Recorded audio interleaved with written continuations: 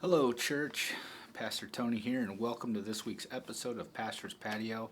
A little different. I know my face is a little darker than normal, but I wanted to turn the camera around to the view from the backyard. And we're in this neighborhood called the Reserve. It's close to Delray Beach access and the Highlands Golf Course. And what's really nice about where we live, even though we don't have the view like we did when we lived in Astoria, is we have these trees and there's currently no houses on either side of us. So it's pretty sweet little setup, and I just kind of wanted to give you a little bit of a look at where I like to do these episodes from, because I'll come out here and relax for a little bit and just enjoy some time. The sun comes up from that way, so in the morning, especially with a cup of coffee, it's just really nice out here. And I've got all kinds of thoughts running through my mind, and I just thought it would be nice to calm the mind down, sit here for a second, and enjoy the view. You can hear birds chirping, and it's definitely springtime, and it's just so wonderful. I hope that you're finding simple things like this during this time to kind of relax and calm your mind and your nerves, and be able to use that time to seek Jesus, to turn to Him, to pray, to lament, even if you need to, like I've mentioned a few times. Easter was this past week, and it was a weird one, wasn't it? I hope you got to see the video and the worship that Megan and Mandy put together. Really appreciate them coming and doing that. We always feel a little awkward about like how much can we get together and do stuff like that, just because of some of the stay-home orders that are in place, and also keeping people safe and things of that nature. So we haven't made that a regular habit, but we'll try to do some more of that in the future as best we can, depending on people's schedules. So really appreciate them taking the time to do that, and I hope you do as well. Because we just celebrated Easter, and a little differently, I know a lot of people kind of went about as much normal routine for Easter or tradition as they could, which is very important for a lot of folks. Get dressed up, do a little egg hunt in the backyard, those types of things, Easter baskets for the kids, stuff like that. I really, really hope and pray that if you're a Christian, that you did not forsake the special opportunity we had this year to really focus on what Easter actually means and the resurrection of Jesus, and celebrating the resurrection of Jesus. I'll just be honest, like on a selfish note, as a pastor, it was really nice to relax at home in the morning time with my family and think about the resurrection, as opposed to every little detail for Sunday morning.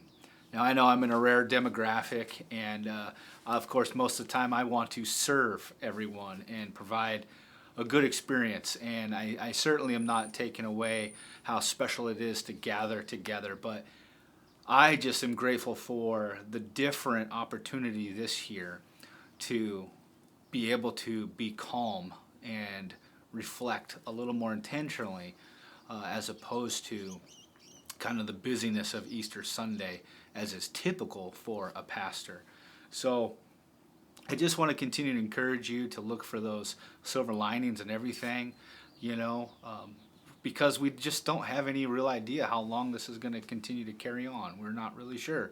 So if we're not intentional about finding the silver linings in every little thing right now, and the blessings in every little thing right now, it's going to make it a lot more difficult as time progresses.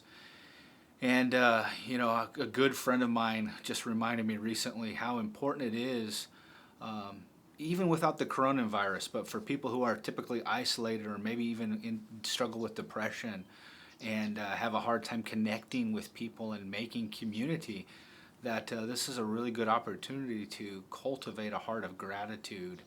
And you have to be diligent about that. You have to get to work on cultivating your heart of gratitude. If you're just sitting there allowing yourself to blank out and space off into what's online or on TV or Netflix or whatever, you will not cultivate that heart of gratitude. So you have to be intentional about listing out things that you're grateful for.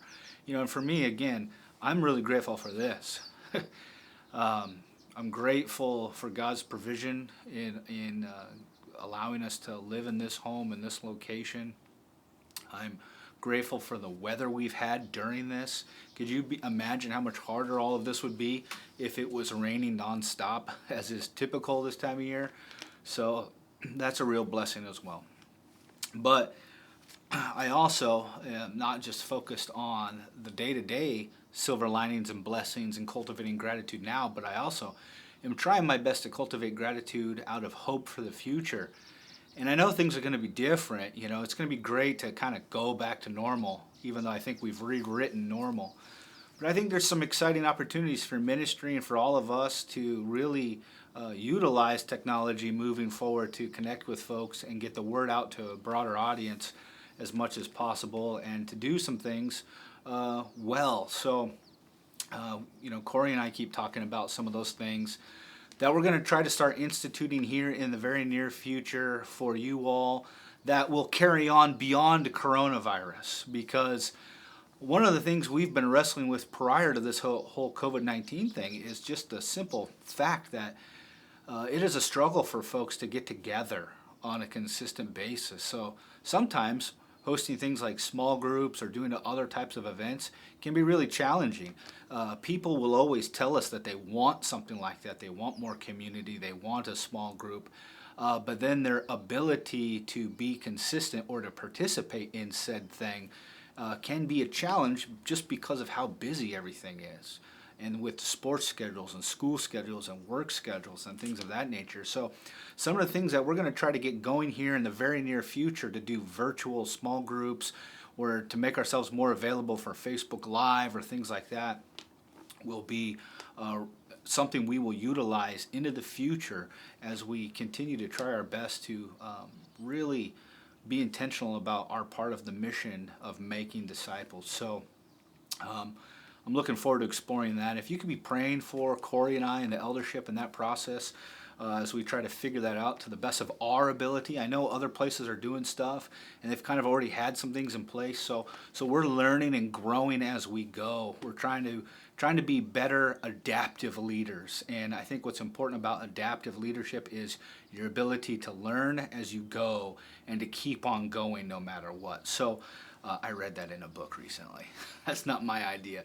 So anyways, I'm kind of rambling on, but all that to say, the theme for me this week is I'm just really grateful for the things we can do in this situation, and for the things that will carry on into the future, and especially for ministry and just life in general. So that's kind of exciting to me. But a scripture I wanted to read that kind of talks about hope a little bit, and I thought was really appropriate after Easter, is from 1 Peter chapter 1, verses 3 through 12. Again, that's 1 Peter chapter 1, verses 3 through 12. It says this: "Blessed be the God and Father of our Lord Jesus Christ. According to his great mercy, he has caused us to be born again to a living hope through the resurrection of Jesus Christ from the dead, to an inheritance that is imperishable, undefiled, and unfading, kept in heaven for you, who by God's power are being guarded through faith for a salvation ready to be revealed in the last time. In this you rejoice, though now for a little while, if necessary, you have been grieved by various trials, so that the tested genuineness of your faith, more precious than gold that perishes though it is tested by fire, may be found to result in praise and glory and honor at the revelation of Jesus Christ.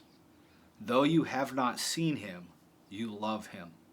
Though you do not now see him, you believe in him, and rejoice with joy that is inexpressible and filled with glory, obtaining the outcome of your faith, the salvation of your souls."